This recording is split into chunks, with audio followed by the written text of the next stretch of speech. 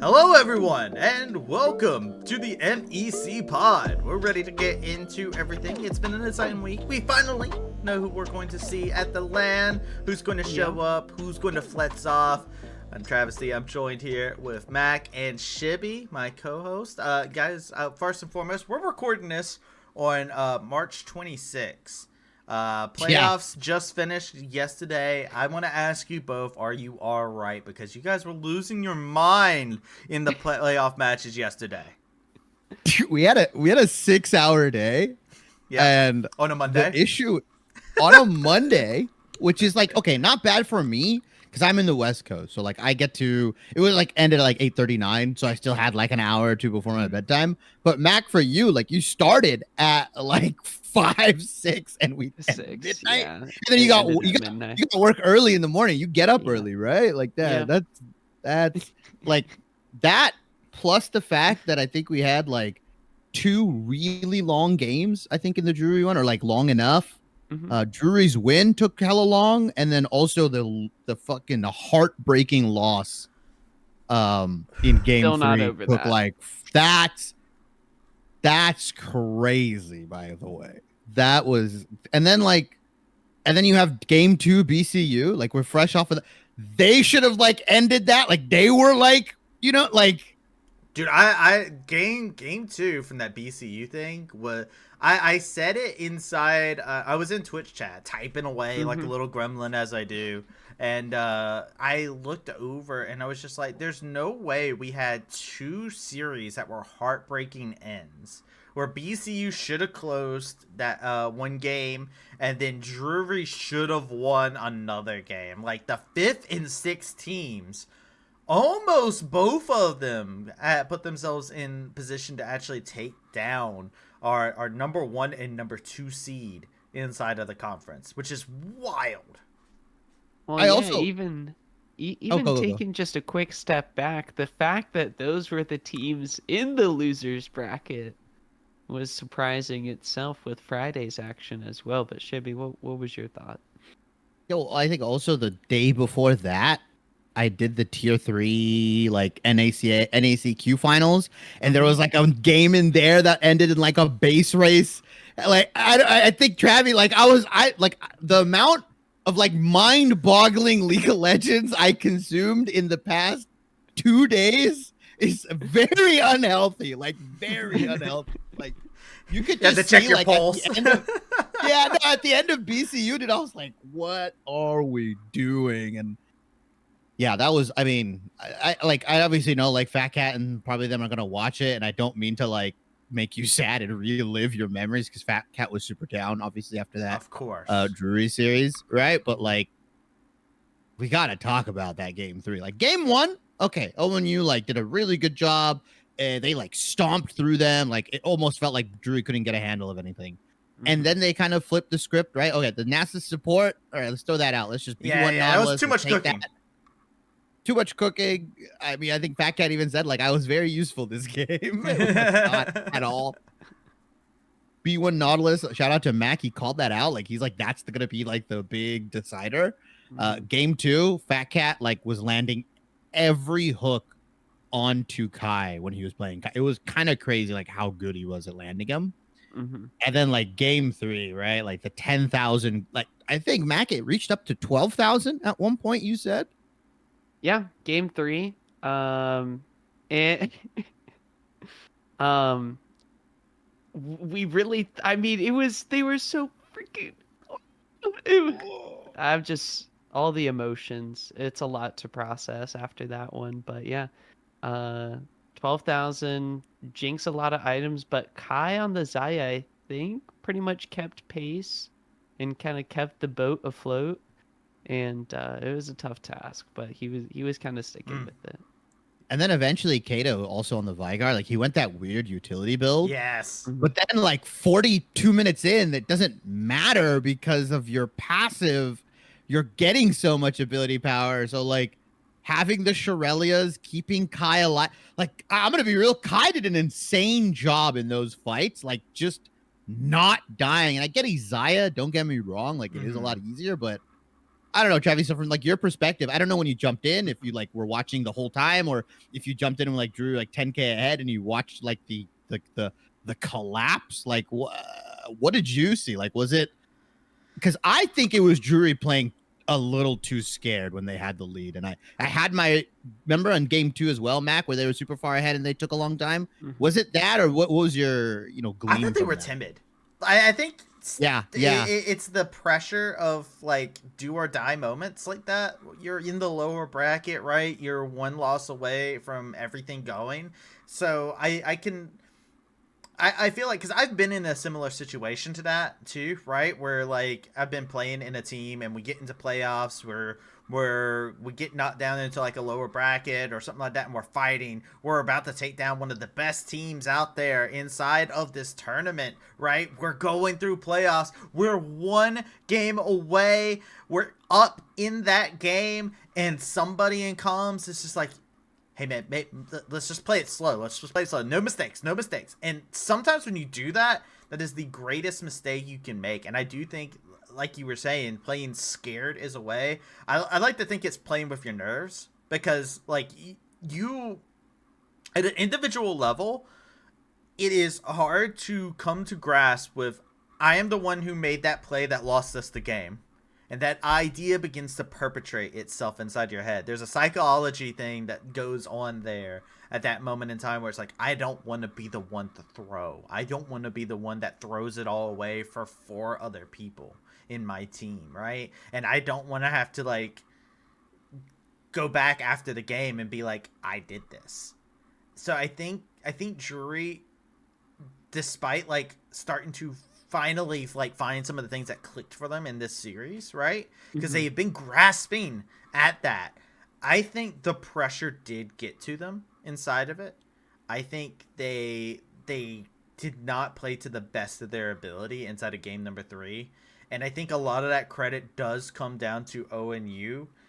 Most specifically, as you all mentioned, Kai. At the very beginning of the game, I actually said, if Kai is able to stay the way that they are playing, because they were playing very, very well inside of game number 3, I was just like, this comp actually becomes a really hard time if they don't pick up the pace. And it's one of those things where you have to be confident. You have to swing with your engages. I personally, it's a bit of Drury, of course, playing nervous, but yeah, I feel like whenever it comes down to games like that, it's very easy to focus on the fact that Drury played like that.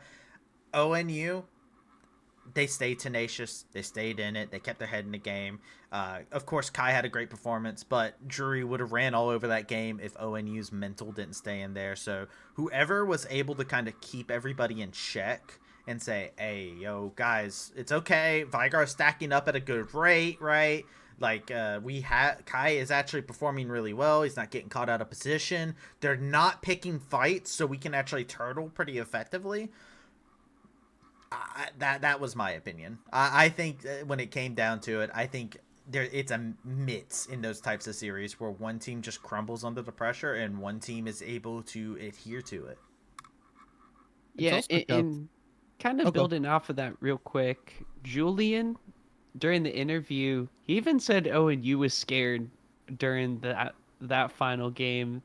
Shibby, I think you talked about in the interview, like you don't see the gold difference, but you hit tab and you see the item difference a little bit, and you start to worry about the potential lead that Drury has. And Travy, I think you bring up a really good point about staying tenacious like that, and they did have, like, unfortunately, like they do go for the composition that ends up playing out a little bit better in those late game situations, but also it was a mixed bag. Drury kind of started getting out of sync in the side lanes, those situations where there's a lot of side lane pressures. You guys mentioned Kato on the Vagar was just absurd come late game. Like, his W would just do half your HP or over half. Like, Kato does have a one-shot combo waiting to happen.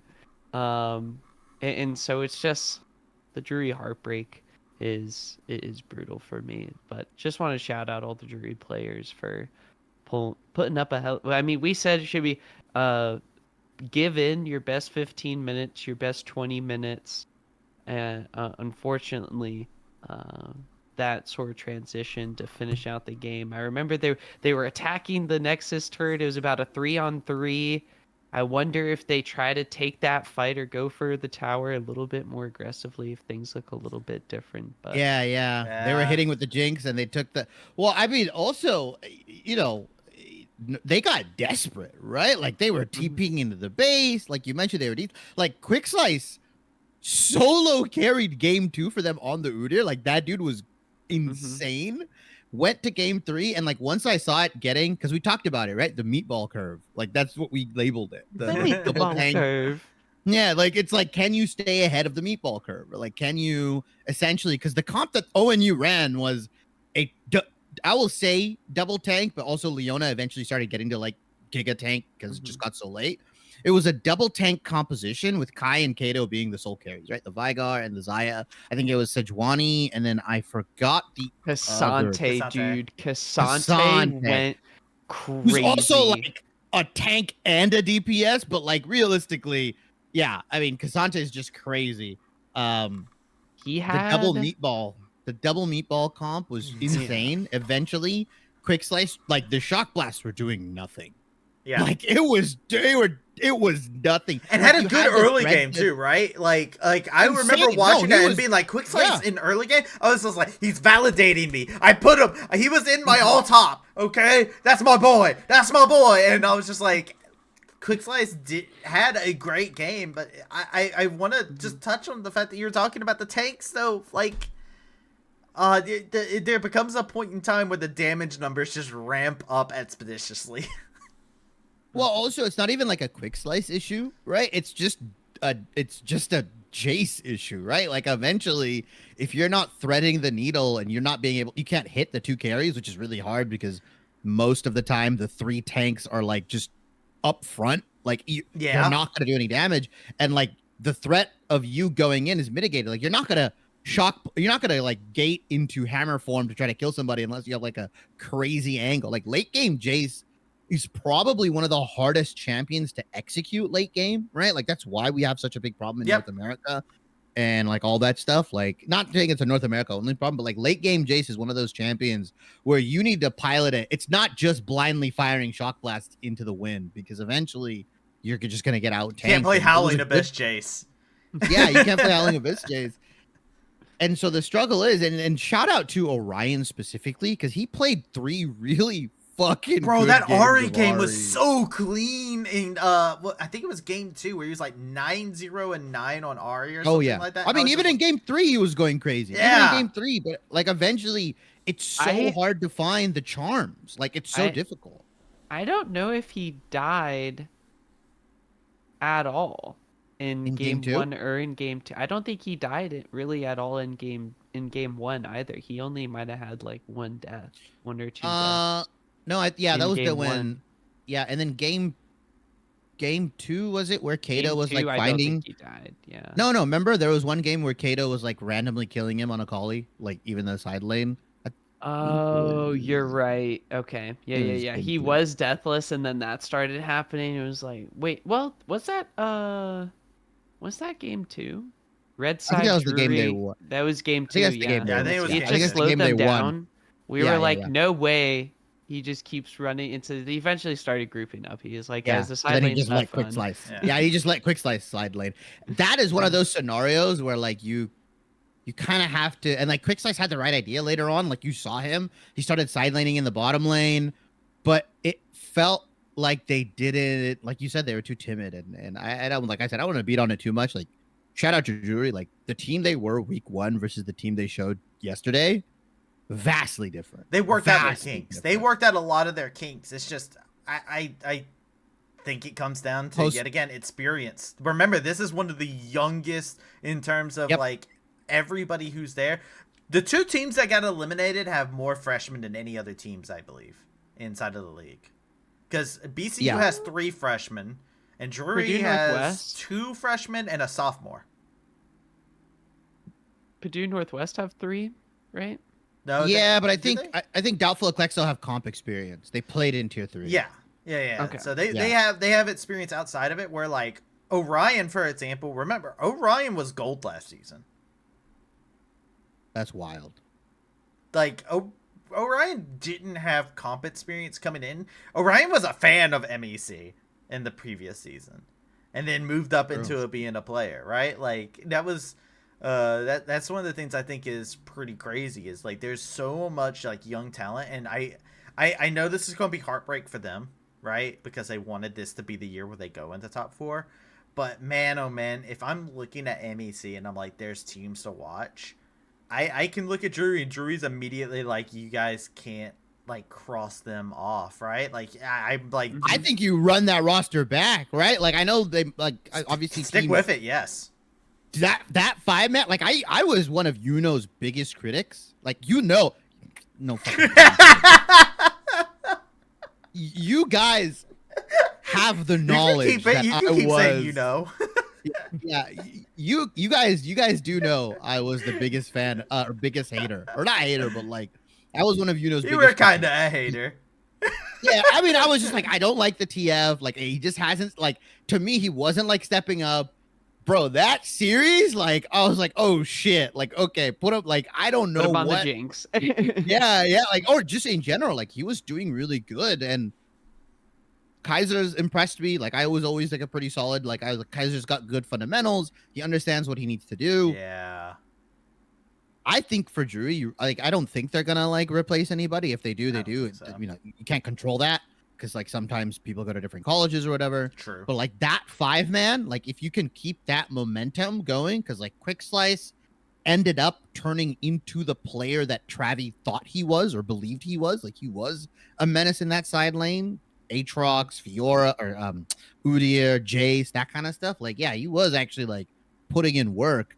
So yeah, I like that Drury 5-man. Like I don't want to jinx them or anything, knock on wood, but like I could easily see them, you know, going top 4. I mean, even if they get better now, they could win MEC. Like that's crazy to think that like they were a contender. They were a legitimate contender for going to LAN, and if they went into LAN, would they have been a dark horse? Absolutely. But they actually had after the showing they showed inside that series, I think that people who cheer for Drury would have still been up there and been like, they can take down these other teams that would show up, right? Like, you just took down the number 2 seed inside of your conference. You have the right to feel that confident. So I think Drury has every right to feel good. I think that, yes, it's sad, but to kind of punctuate everything in regards to it, and I think everybody here can agree, Purdue showed us that it was not a top 4 conversation.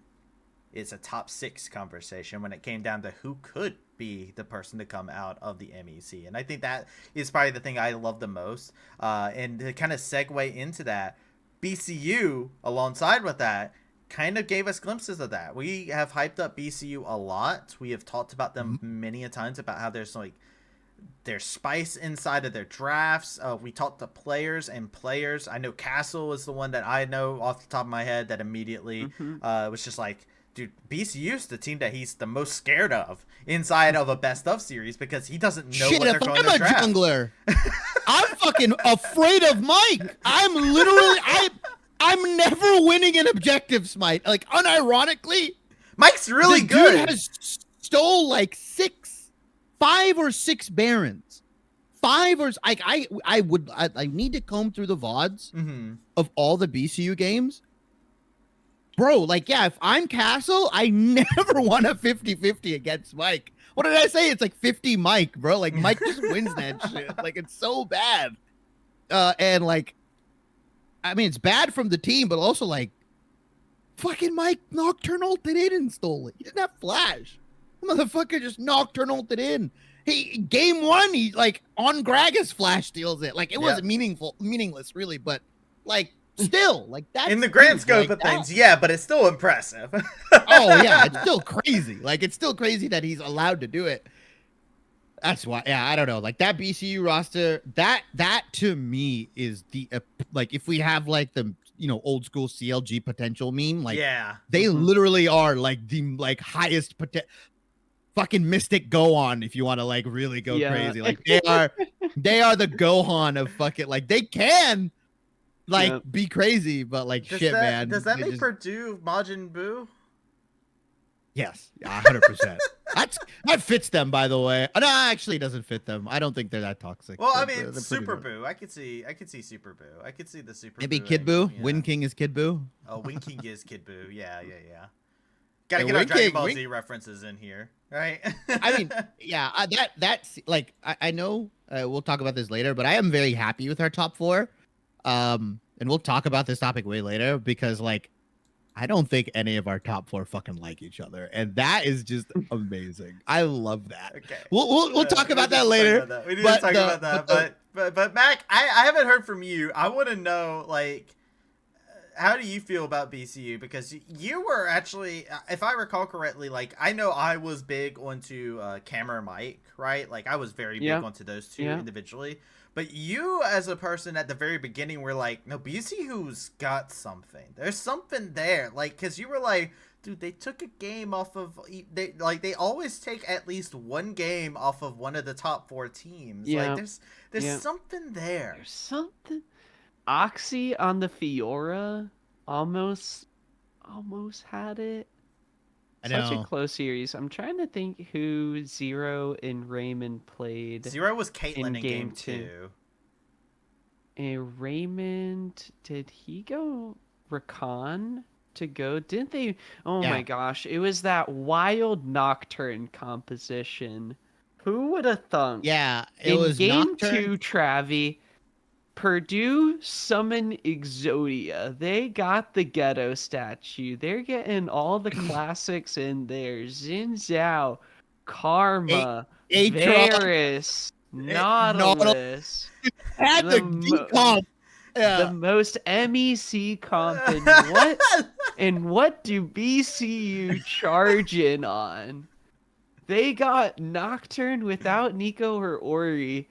They go Gragas mid, Fiora top, and then this Caitlyn Rakan lane that was sneakily like whoever was getting Nocturne ulted also had an ace in the hole coming their way, which was just some funny synergy they had cooked up. They were like, maybe this can work. Maybe this will pull.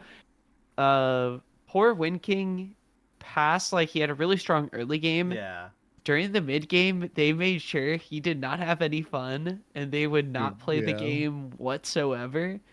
So something that I really liked from BCU and Drury over the past kind of weekend and week seeing them was being able, it's that kind of next level of competitive League of Legends, right? Picking unique comps to pretty much, like, hey, we're going to put together a cohesive team and we know how to execute what our comp wants to do. And so BCU did that to a T and unfortunately just kind of fell a little bit short in some of those team fights. Prank has some good moments on the Aatrox, but was crazy. Like Oxy playing on the Fiora super well in the side lane.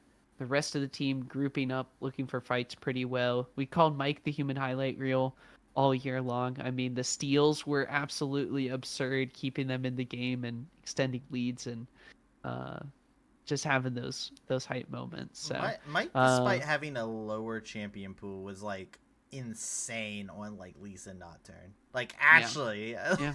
He had a good Olaf. I was expecting maybe a little bit more Olaf in the jungle after Mike made it look so good, but I think pretty much like, I think a few teams kind of drafted around the Olaf and it made Mike feel a little bit worse about it's a hard champion to play in the jungle. Exactly. You have to have the stars aligned, and then it's just like, this is the perfect Olaf game. If it's nothing less than perfect for Olaf in the jungle, brother, you're not doing any kind of cooking anybody wants it. You're just running it down. You're getting a Viking funeral off the grip. I really wish they flexed the Jax into the jungle game 1 and sent the Gragas jungle was so underwhelming. I told Mac about the Jax Cassandra matchup. I was like, this matchup fucking sucks. Was that Jax. The Predator Gragas game? Yes. Yeah, yes. I remember this. I remember this because I was like, what year am I in? I'm seeing Predator. Dude, I told Mac, like, Predator is the most useless rune in the game. It's trash. It's so bad. And then, like, And then like, yeah, I remember telling Mac like when we were loading up, I was like, this fucking sucks for Oxy. Like he's not gonna be able to do anything. I was like, and what why? happened? Why, Shibby? Why is the matchup so bad? Well, Mac, if you see on your screen when Oxy tries to do anything, Sante just comes unstoppable and fucks his shit up. And that's it. That's the lane. That was... Bro, I could tell Mac wanted to curse. He's like, oh, Jax just gets fucked up. I guess. Dude, we Counter strikes in Cassante. Yeah. Bro, like here's the thing too. Here's the thing. If there's a caster that is going to slip a curse at all, Mac is the funniest one to do it because he's so nice and so genuinely like affectionate and kind, and he's just like, man, you really just got fucked up. We can say this now. You know what it brings me back to? What's that? When you guys were commentating Smash and we were talking about like Yoshi, and like I think the day before that it was me and Travysty doing Smash, and I would refer to Yoshi's shoes as the Tims. Yeah, because that's what I call him. I'm like, he's getting the Tims. Yeah, I was like, okay, we have the same terminology. And then I think Mac was commentating with you like one day on Smash, and then Mac just goes, he's giving him the fucking Tims. I heard it on broadcast. He was consecutive down airs, dude. He was fucking. Mac just like lost his mind. Dude, I could tell. Like, I was like, dude, Mac's gonna let it slip. Like, there's no way he's gonna be able to keep his composure. I love because me and Shibby have like a lot of common terminology that Mac does not use. And Mac is the youngest of us, I believe, right? Yes. So, Mac's the youngest by like a significant margin. So there's like times where I feel like me and Shibby are like the older brothers who come back home, and Mac just hears our fucking lingo, and he's like a little innocent sponge that just goes up to mom like later on that night and basically like, I want some fucking cereal. And he's hit him with the fucking Tims. And I was crying. I was like, what? I don't even think Hyper wasn't like managing that broadcast because I think there was a Valorant was going on that same day. We were like the B broadcast. So we didn't get in trouble. I don't think Mac ever got trouble for that. Dude, it's so good. Don't look for the tapes. Don't look for the VOD, dude. It's just crazy. I think, did you save that clip? Did you send it? I think I clipped it. I think I saved it somewhere. I don't know. You need to add that to your highlight reel. And it's funny. It's funny because I don't know how many people know this, but Mac, you were like a multi-game caster before you did League, like at UNC, right? League changed you. Yeah, no, like League was my first one. No, but you did Smash. I've seen your highlight reel. You've done Smash. You've done Overwatch, right? Like you've seen the Mac Dewey caster reel. You know, of course. He can do it all. The Mac wheel. Yeah. Well, okay, so League was your first then. Because I did like League was what I got started with. Well, like the first time I casted was at a UNC LAN. I tried to sign up to play, but it was my first one, so I signed up late. And then they like couldn't form a team because I was like, I didn't sign up with friends or anything. I was like, yeah, I'll just see if they can party me up. They couldn't. I couldn't find a lobby. You know, it's like that WoW dungeon finder when you're just like sitting in queue. So instead, they were like, we're running a stream. Do you want to cast it? I was like, sure. And then a Thresh ADC got a pentakill, and that was the origin story. Were you play-by-play for that? Were you? Yeah, I mean, I was solo casting it, so I was just rambling. I was just rambling on and on. All right. Now I'm actually, I'm super interested in this because I actually talk to the players a lot, and they always get really interested in actually like caster stories. Shibby, what was your hook into like casting in general? Dude, mine's is really like it's really bad because. I'm so glad I asked. I'm so glad. It's not like Max where he's like, I fell in love with the game there. So before this, you guys can find it. I used to do like an esports business podcast. So I was like 2 years out of my degree. I was obviously I've been in the workforce now. I'm like I'm much older now, but it was like a year and a half or two after college. Was big into Overwatch. I still played League, still watched League, and there was this guy like I linked up with, and he was like, "Hey, we want to do like an esports business podcast. We want to talk about like, overhead, like just like what it takes to run like a company or like an esports business. Talk about the crypto, we had like Yeah. No. We didn't do crypto. This was way before crypto. Let me see. And then we had like some pretty cool guests on. Like we talked to the Dallas Fuel owner at the time, right? Hasbro, I think or Hastro. We talked to one of their coaches, the guy who runs Philly Esports. It's what it is now. That dude, we had him back when he wasn't as big. Like a lot of random people. Ace Nelson was his name. We've had like, a lot of different people. We were talking about that. And I was just like really happy to talk to people about video games and esports. That ended up dying out because my co-host at the time, he ended up having a kid. Yeah, he ended up having a kid, and then another one like a year later. Yeah, 2 kids, and he's like, "Hey, I've got to like deprioritize it." I'm like, "Well, I don't like. We've been doing this for like a year or whatever now." So then that happened, and then that was like in 2020-ish or whatever. And then like on my event list, technically my first cast is in 2021, but actually in 2020 of September, I ended up casting this thing called Scuffed League. Okay. My first ever thing. I was just like, I needed a microphone. My friend gave me his like $10 mic. I had like a fucking shit webcam. And that's where I met Yanni, if people are familiar with Yanni. I know you guys know him. That's where we first actually commented together. Yeah, there's a video. There's still the VOD's still out there on YouTube. I think I have it. Funny. Scuffed League. So we did like they actually had like a pretty solid plan. Like they essentially got East, West, North, and South. They got every state to compete in their own divisions. Like the West was compromised. I think it was 12, 12, 12, 12. And obviously Alaska and Hawaii were not participating, of course, right? Because it's servers and shit.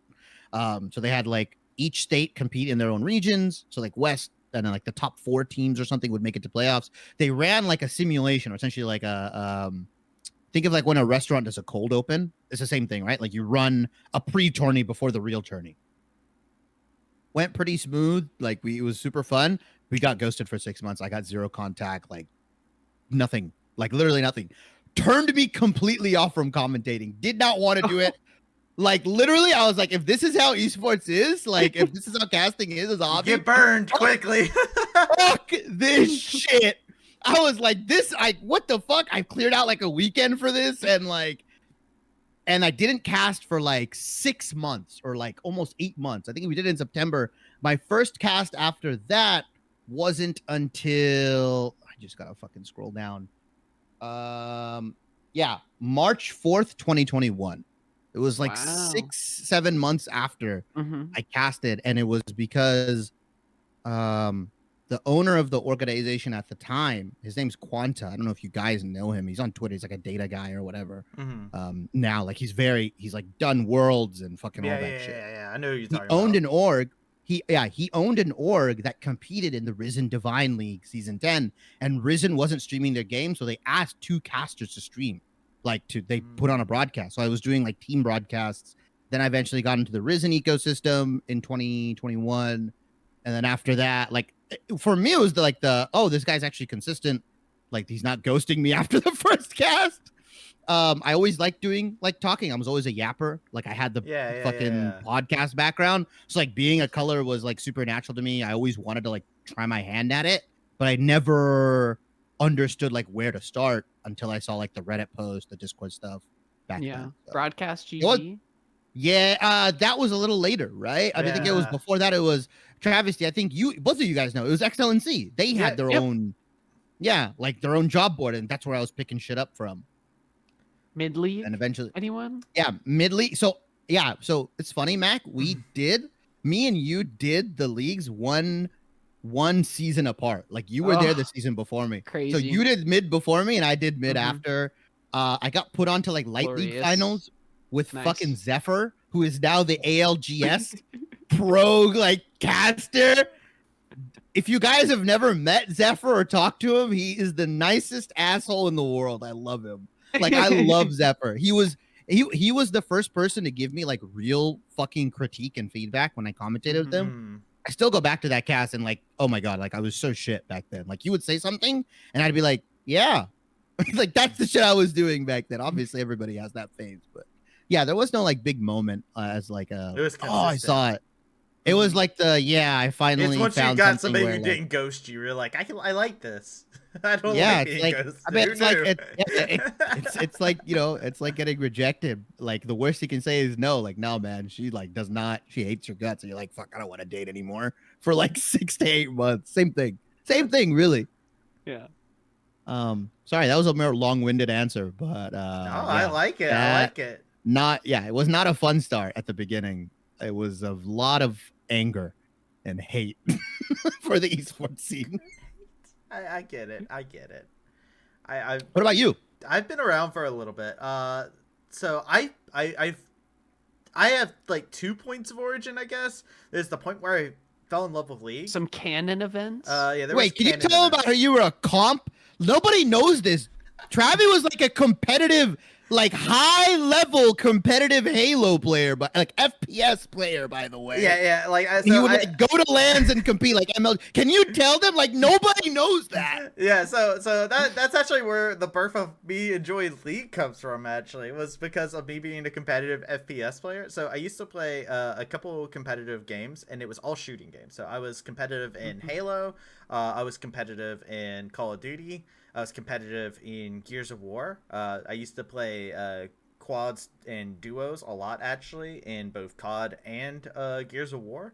So I used to do those a lot in like game battles and stuff like that. Game battles. I used to like even like just go ham, but we would go to LANs and whatnot and play inside of those and just have a good time, you know. But I used to do some people a little dirty. Yes. I was a different person back in that day. But like nobody knows. It was a different IGN and everything, brother. But I had the edgy username and all this other stuff. So it was just What was it? If are you allowed to say it? Without getting canceled? Kill Smiles. Kill Smiles. That's a cool one. So the name came from a song from the band The Used, where they had I think it was A Box Full of Sharp Objects was the title of the song, and it was and there's a moment where they just scream, kill, smile, cut it out, cut it out, and I'm like, oh dude, I'm gonna cut out people's smile when I play this game. I'm Kill Smiles. So that's like Scar's name, bro. Scarred for life. It was really funny too, because like it was also during the time of like I was genuinely like a nice guy unless I was playing against you, and then I would talk so much shit. But so like every now and then, it was also during the age of like PewDiePie on his rise up, so people on our team would just go, "It's Kill Smiles," because it was just a funny thing to do, because they were just like, I was the talker of the group. But we went to a MLG LAN in 2012. And it was right after it was a Turtle Beach FFA free for all. If you don't know what FFA is, competition. And I was a little shitbag, so I won out. But so you could go into it, and basically when you do it, if you don't know what Call of Duty, especially, there's like a tier list of guns, and there's like 3 guns that you would primarily use at that time. And it's just like you just use meta those. loadouts. Yeah. There's meta loadouts. That. And it was I think it was MW3 was the FFA free for all. And I, at that point in time in my career, I had started getting to the point where I started using the crappiest weapons and loadouts and dumping on people inside of pub lobbies. So I thought it would be funny to do that to a bunch of people that wanted to play competitive. So I grabbed the Dragunov sniper rifle, which is the crappiest. The semi-auto? That shit has sucked for so long. The F2000 in MW2 was yeah, that's 2000. I remember that. The recoil snipers are so bad, bro. But go on. So I thought it would be funny to do a Dragunov, and I was just like, oh, you know what would be even funnier? What if I slap a thermal on it? And it's a free-for-all, so it's like everybody's running around. So I'm running around like a degenerate with a thermal Dragonov, quick-scoping people. And doing my like thing, like I'm getting my montage clips, and I would come around the corner and just just fucking unload on them. I won that on the free-for-all. I was feeling myself, and my friend was just like, hey man, what's kind of BS what you did inside that lobby? Let me show you this game over here. And it was the if you're not aware of it, it was the Dignitas curse the conspiracy thing that happened in MLG Raleigh. Wait, you were there for the Shaco shit? There live. And like it was the they did because circuit points didn't matter, and they didn't have LCS. They had circuit points that they did to get into Worlds. They were both already qualified for Worlds because of the circuit points. They split the prize pool. So they handshaked and agreed to do ARAM on Summoner's Rift. Yeah. And so my first experience of League was an ARAM game that I was just like, wow, dude, this game's crazy. I love this game. They just ignore all the other lanes? Yeah, I was just like, that's how they normally play. And my friend was like, I don't think that's how they normally play, but I guess it's different competitive. It was his first time seeing competitive League. So that's how I got hooked into League. I spent 5 years playing, coaching. I coached a team that was trying to get into Challenger Series. I eventually got my first ever casting start. And for some reason, they ended up just like putting me as the entire host of all of their future tournaments. And I was going on to radio shows, dude. And like they would pop quiz me on like different interactions. Like the DJ I remember very faintly, he was like, hey man, so, my name is DJ Trippy Trip, and I'm here with Travysty. Travysty, the other day I was looking at this, and somebody was telling me that Jana was good into Nasus? And it was just a DJ host who would just, like, randomly bring up certain topics, and I would have to explain it. I don't know, I kind of fell in love with League. Eventually, I got into Compete League.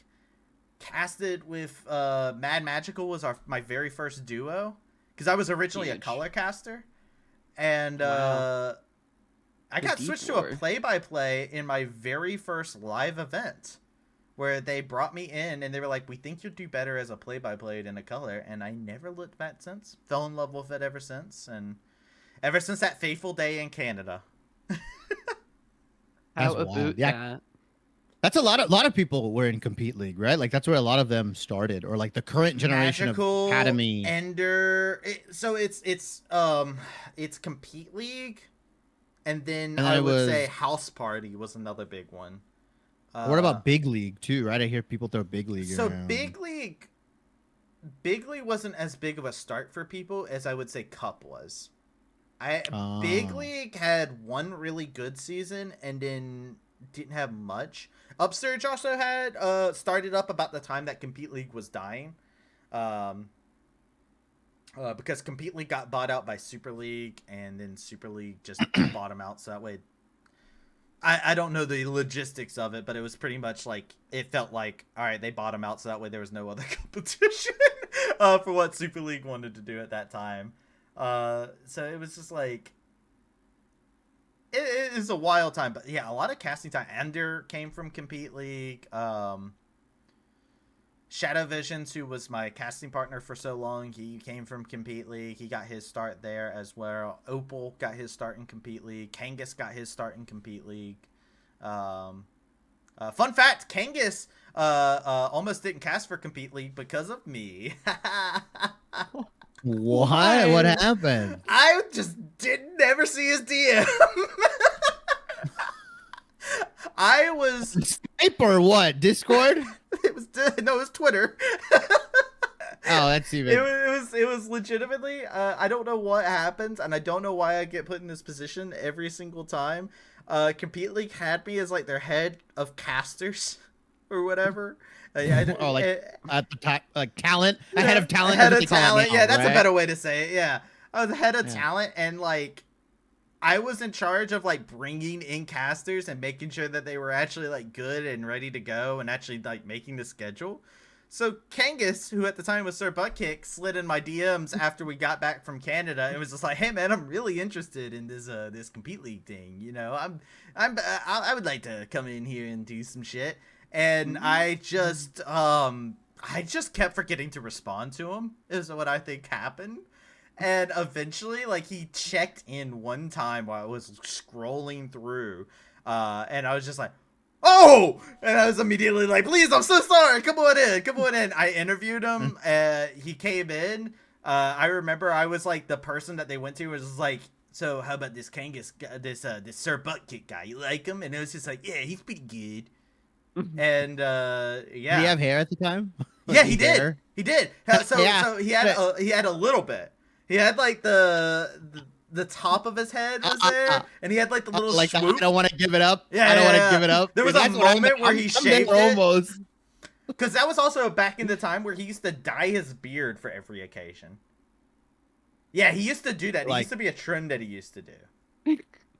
Oh, that's cool. Like a thing. Like, oh, we're doing this. Yeah, dye my beard green. Before he would bet to like shave his beard and just get a free time to shave every single time he did it, he used to be like, "Hey, I'll bet you that this team, X team, won't win this, or I'll spray paint my beard green."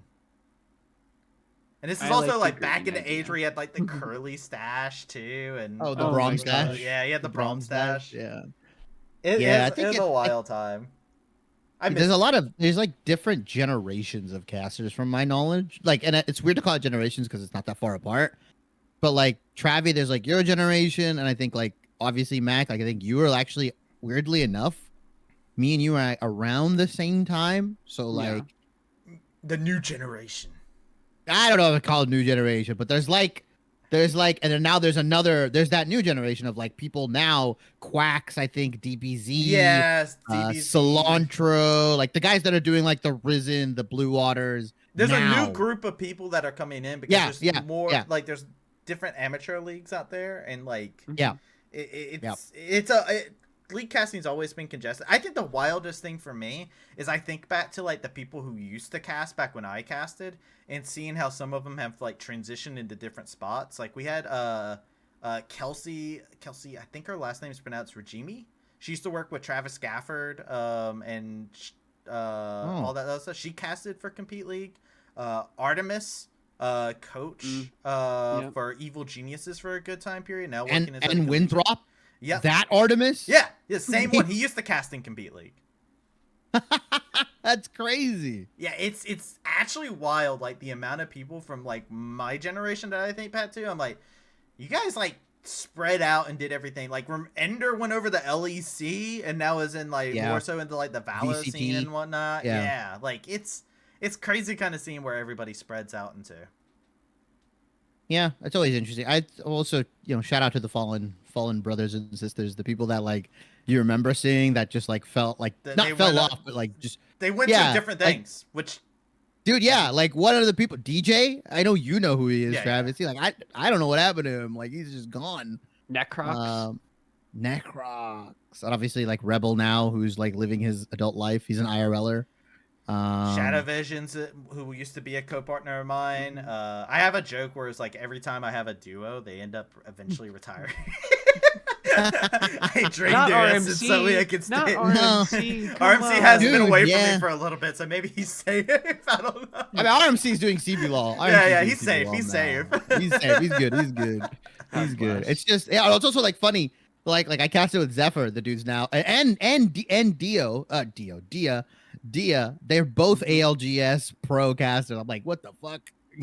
And I remember watching them do AL, like the Challengers League and stuff, because I used to be big into Apex. And I was like, oh yeah, I enjoyed your cast for ALGS. He's like, what the fuck? How did you? Like, I watched that too, man. But okay, anyway, enough reminiscing. We've gone down nostalgia for like 15 minutes. Yeah. We talked about the BCU. I think Purdue Northwest, despite facing some challenges, very good job. They did take care of business. It was a 2-0 regardless. I don't think we can equate the Drury and ONU game to the BCU and PNW game. I think Purdue Northwest handled it much better. Yeah. Still some cracks in the armor. I just actually want to talk about how excited I am for this top 4 and the fact that there are some friends amongst these, but like team wise, nobody like likes each other, and I love it, and I'm so for it. Obviously, please, I'm not endorsing violence. You know who I'm talking about. I know you know, if you're watching, you know who I'm talking about.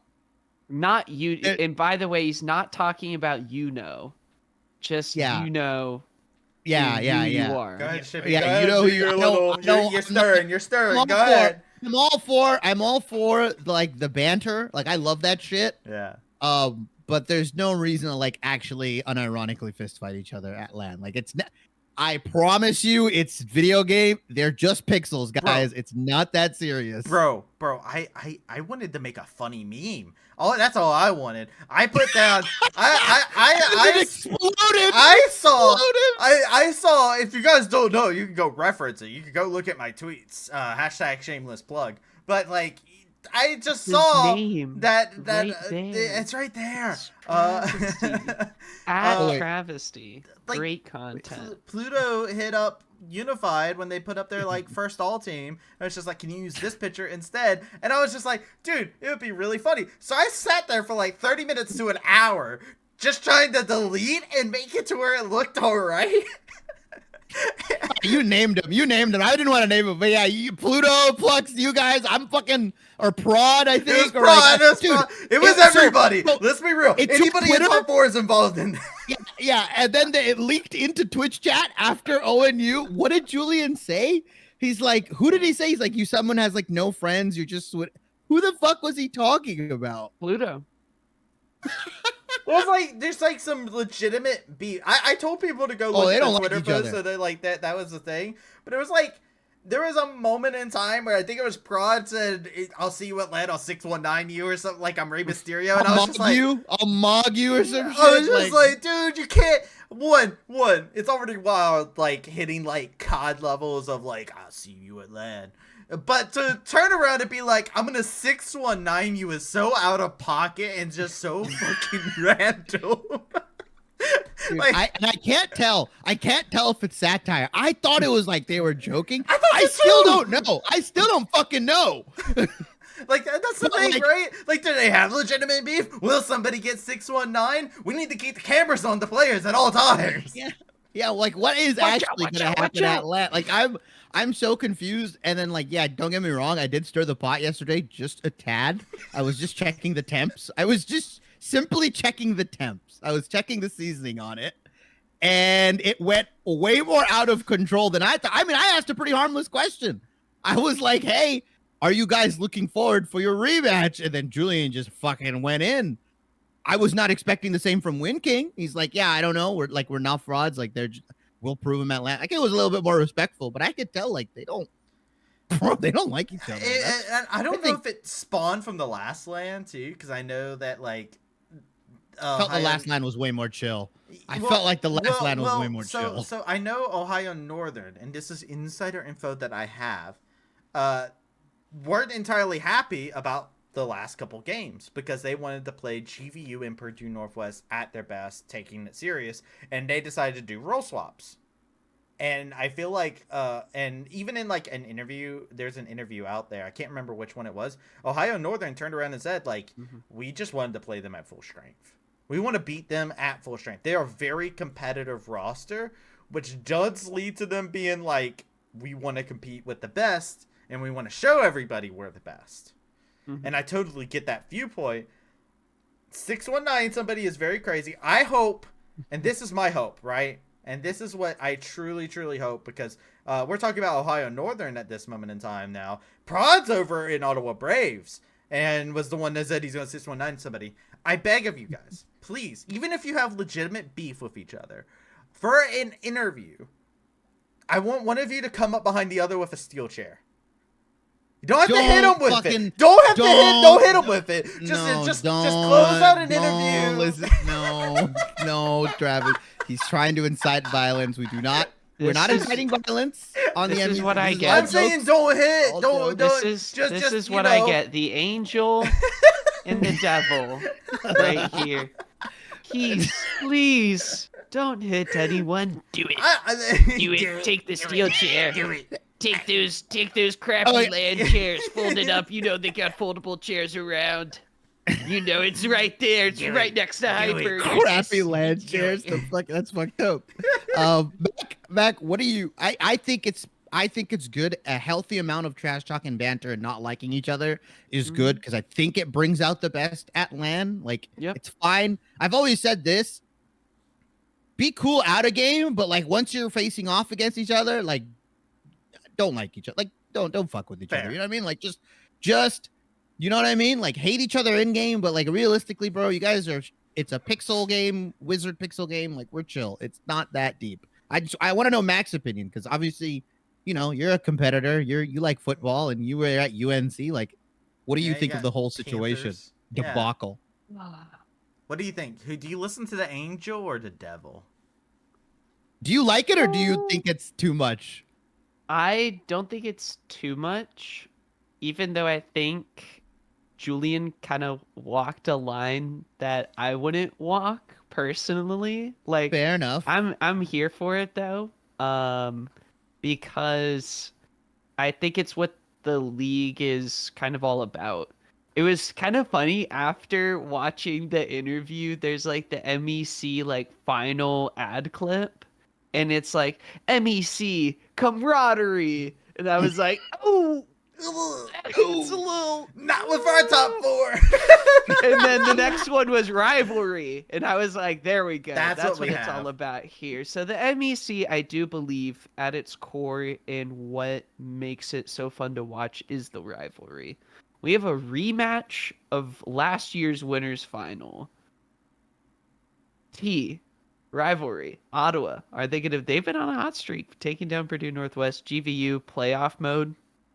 Toss up, and then the 1 and 2 seed meeting in losers. I kept saying they were playing for losers. I forgot there was another losers match. So this is only losers semis really, and losers finals is afterwards. Yep. So I do enjoy it, as you mentioned. I'm a UNC guy. I stormed Franklin recently because Duke sucks, and we won pretty easily again, Mac, which was great. We're about to fight if you keep this up. There's a rivalry.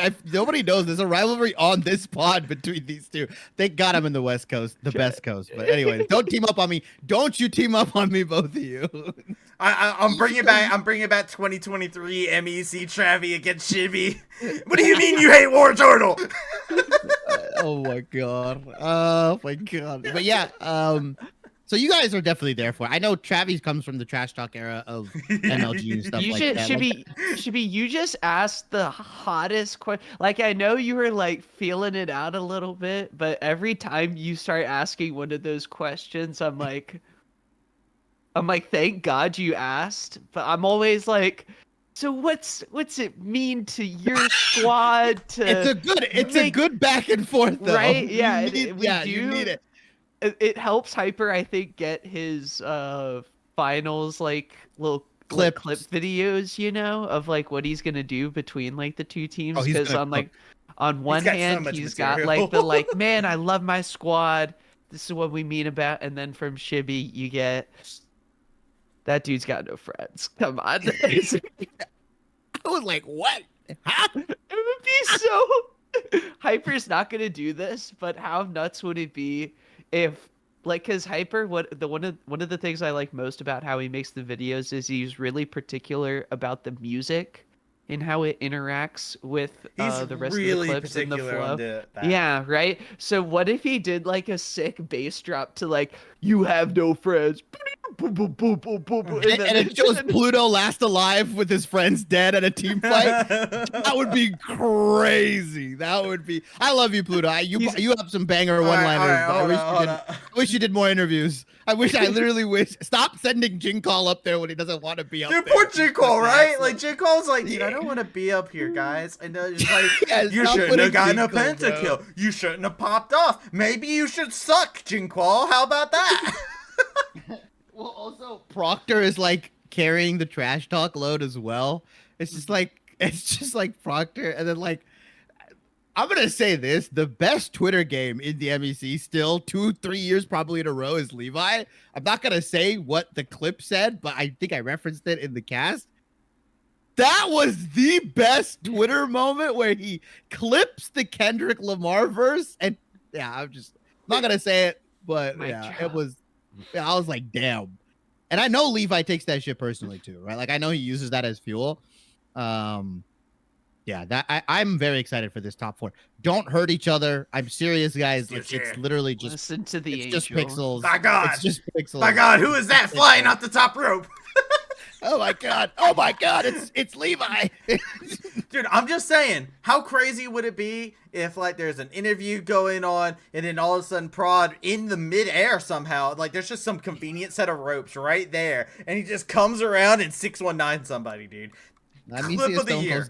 Who's gonna top that? Who's gonna top that?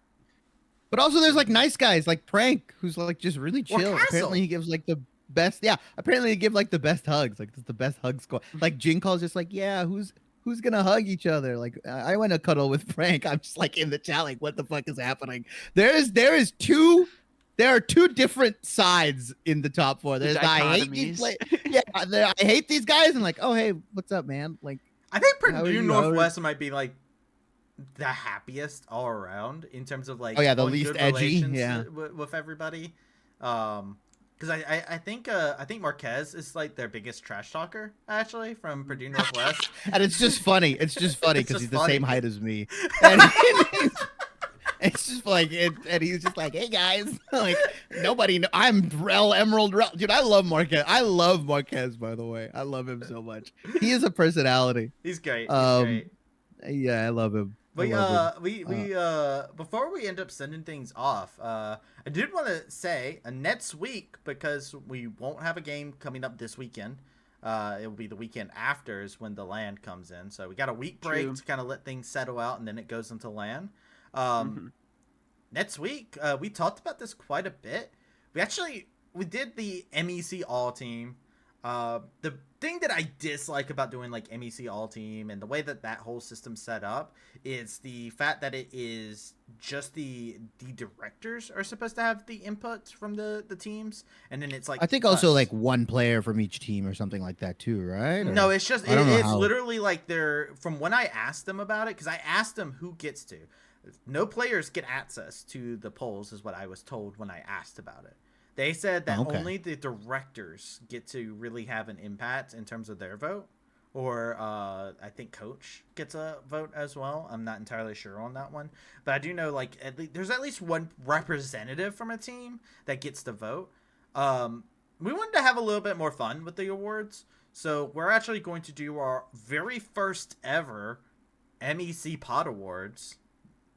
We're going to send out a form. I'll probably ping it inside the MEC General once we got the form made. It'll be after this video goes live, of course. I'll put it inside the description as well once we have it made. So when you look at the video, if it's there, it's live. If it's not there, I haven't made it live yet. But we want to like have some fun awards. We want to have a little bit more of the players getting to have their input.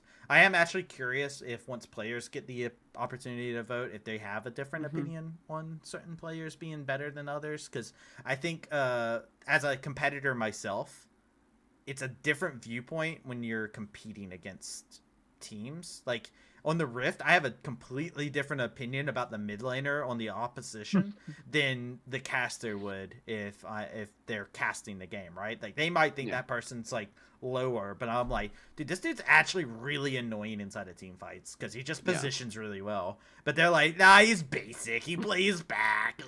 Like there's certain aspects that as a player you can respect. So we're gonna have I'm that interested done. in the player opinion. Yeah, there will be it will be some for fun ones as well. I believe the one of them, to play spoiler to it, is most likely to int for Scuttle Crab. So I'm very excited for that one. Which jungler is that gonna be? Oh, we'll laugh so hard. I think I have a feeling. I know who my vote is, by the way, but I'm not gonna spoil it. But we'll have like next week when we do our MEC pod, since we have the week off, we'll do like a little announcement. We'll kind of go through and do our little awards and stuff like that. We'll be like, wow, congratulations, and all that good stuff to kind of celebrate. And then we'll talk about more of the finals and get a more in-depth look on the matchups and kind of go all over everything. But gentlemen, that's pretty much it for us. I got to go work on this list. I think we pretty much got the list of topics narrowed down, so I'm gonna go work on that list, get all that stuff situated. We'll be back next week. Remember, no MEC pod this week. I mean, not MEC pod, MEC this weekend, or this Friday or Monday. It will be back on a weekend, though. It will be coming into Saturday and Sunday of April 6th and 7th. So make sure you guys keep your calendars tuned for then. Keep an eye out for the ping that will be coming across with the MEC pod award show form. And you know what? All you out there, take care and have a great rest of your day. Bye.